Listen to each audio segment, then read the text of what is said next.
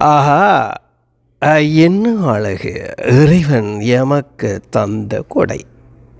மனங்களை மகிழ்விக்கும் குடை.